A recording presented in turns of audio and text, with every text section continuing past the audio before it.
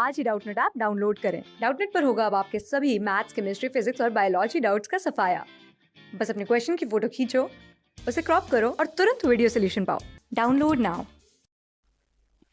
अब बात करते हैं जो आपके ग्रुप 14 के एलिमेंट्स हैं इनके हैलाइड की, कि जो आपके हैलाइड्स हैं वो कौन से हैलाइड्स बनते हैं और उनके क्या कैरेक्टरिस्टिक्स हैं। तो देखिए, जो आपका ग्रुप 14 के एलिमेंट्स हैं ये टेट्रा हैलाइड्स बनाते हैं। इनका जनरल फॉर्मूला क्या है आपका MX4, ठीक है। और जो ये आपके हैलाइड्स बनते हैं ये क्या होते हैं, इनमें जो आपका सेंट्रल एटम होता है ये क्या होता है, sp3 हाइब्रिडाइज्ड।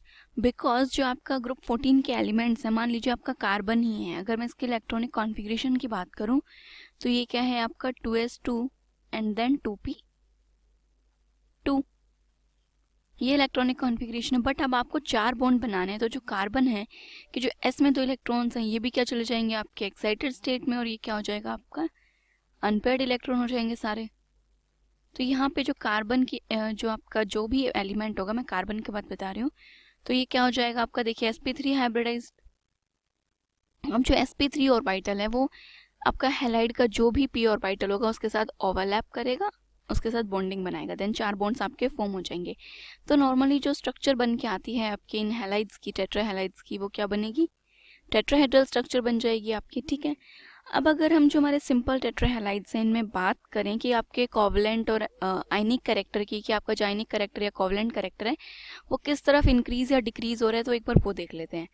अब हम एक काम करते हैं कि हमारे जो एलिमेंट है वो डिफरेंट और हैलाइड को सेम रखते हैं। लाइक ये है आपका CF4, देन कार्बन के बाद आता है आपका silicon tetrafluoride, germanium tetrafluoride, tin tetrafluoride और लेड टेट्राफ्लोराइड, ठीक है।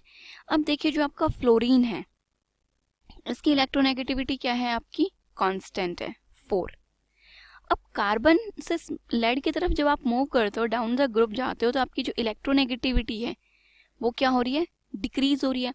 तो समहाउ आप समझ रहे हो कि कार्बन की इलेक्ट्रोनेगेटिविटी ज्यादा है, तो यहाँ पे इलेक्ट्रोनेगेटिविटी डिफरेंस जो होगा वो आपका क्या होगा, कम।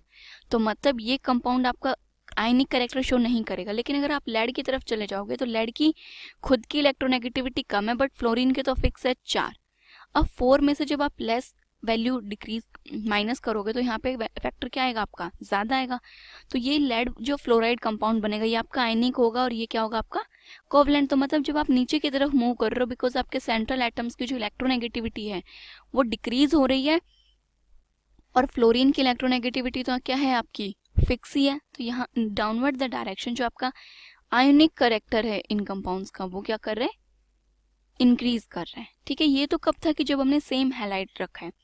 अब हम बात करते हैं कि आपने सेम एलिमेंट रखा और जो आपके हैलाइड्स हैं वो चेंज कर रहे हैं। जैसे कि ये है आपका CF4, देन है CCl4, CBr4 और CI4। हम इस डायरेक्शन में मूव करते हैं। तो जो आपका फ्लोरीन है इसकी इलेक्ट्रोनेगेटिविटी क्या है, सबसे ज्यादा, और आपका आयोडीन जो है इसकी इलेक्ट्रोनेगेटिविटी क्या है, कम। आपके जो हैलोजन्स हैं, हैलोजन की इलेक्ट्रोनेगेटिविटी इस डायरेक्शन में क्या कर रही है, डिक्रीज कर रही है।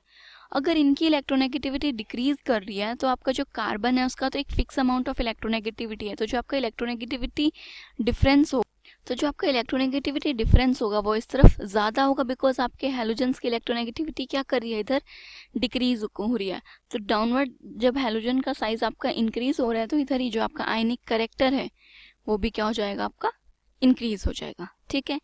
अब नेक्स्ट बात करते हैं कि जो आपका लेड है, लेड टेट्रा ब्रोमाइड और लेड टेट्रा आयोडाइड, ये दोनों जो आपके हैलाइड्स हैं ये एग्जिस्ट ही नहीं करते।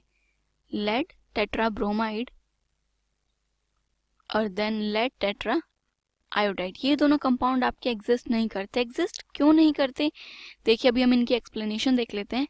तो जो आपका लेड प्लस 4 जो ऑक्सीडेशन स्टेट है, आपको पता है कि ये ज़्यादा स्टेबल नहीं है, तो इस वजह से जो लेड प्लस 4 है ये किसकी तरह बिहेव करेगा, as a strong oxidising agent, या फिर बोल दीजिए कि जो इसकी ऑक्सीडाइजिंग पावर है वो क्या है, स्ट्रॉन्ग है।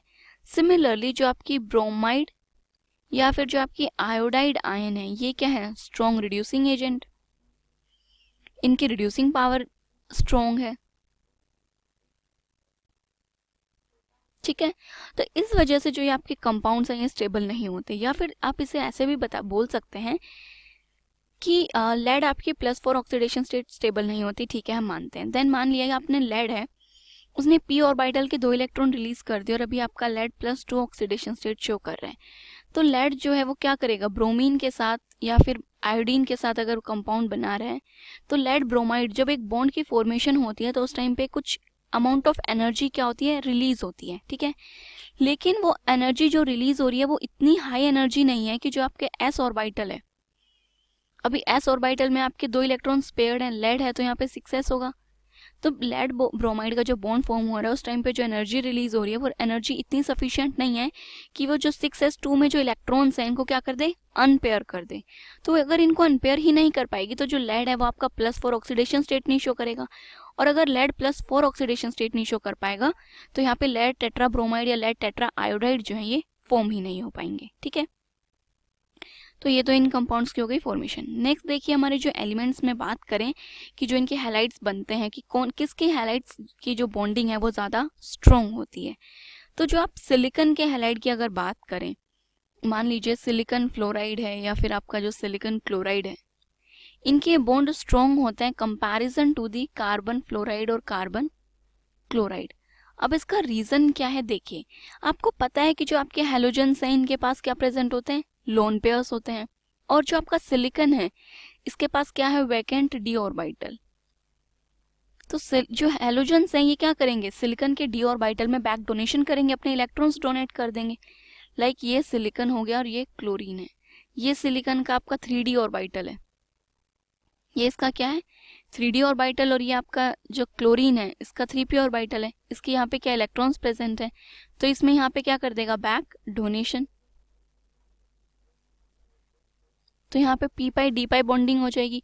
तो इस वजह से यहाँ पे आप कह सकते हो कि जो आपका बॉन्ड है उसमें पार्शियल डबल बॉन्ड करेक्टर आ जाएगा। तो इस वजह से आपके सिलिकॉन और हैलोजन के जो बॉन्ड फॉर्म होते हैं वो आपके क्या होते हैं, मोर स्ट्रॉन्ग बॉन्ड होते हैं। बट कार्बन और फ्लोरीन में अगर बात करें तो यहाँ पे पॉसिबिलिटी नहीं है, बिकॉज कार्बन में वैकेंट डी ऑर्बिटल प्रेजेंट ही नहीं है, इसमें तो डी ऑर्बिटल होता ही नहीं है, नो वैकेंट डी ऑर्बिटल। तो यहाँ पे कोई भी आपकी जो बैक डोनेशन है वो प्रोसीड नहीं कर सकती। तो इस वजह से जो आपके कार्बन हैलोजन के जो बॉन्ड होते हैं वो क्या होते हैं, वीक होते हैं। अब अगर ये बात की जाए कि जो आप इन हैलाइड्स की फॉर्मेशन कैसे कर सकते हैं, कौन से मेथड से फॉर्म कर सकते हैं, तो अगर लेबोरेटरी मेथड की बात की जाए कि लेबोरेटरी में आप हैलाइड्स को कैसे फॉर्म करते हैं, तो वो देखिए जैसे कि आपका कार्बन डाइऑक्साइड है, इसके रिएक्शन आप सल्फर टेट्राफ्लोराइड के साथ जब आप इसके रिएक्शन कराएंगे तो यहाँ पे क्या बन जाएगा, CF4 प्लस SO2, ठीक है। या फिर दूसरा क्या है कि जो आप सिलिकॉन कार्बाइड है इसके रिएक्शन करा दीजिए 2 मोल्स ऑफ फ्लोरीन मॉलिक्यूल के साथ, तो यहाँ पे बन जाएगा आपका SiF4 प्लस CF4। तो इस टाइप से जो आपके हैलाइड्स हैं आप उन्हें फॉर्म कर सकते हैं। और हमने अभी जो आपके हैलाइड्स हैं उनके कुछ कैरेक्टरिस्टिक्स की बात की। क्लास 6 से 12 से लेके नीट, IIT, JEE मेंस और एडवांस के लेवल तक 10 मिलियन से ज्यादा स्टूडेंट्स का भरोसा। आज ही डाउनलोड करें डाउटनेट ऐप या व्हाट्सएप कीजिए अपने डाउट्स 8400 400 400 पर।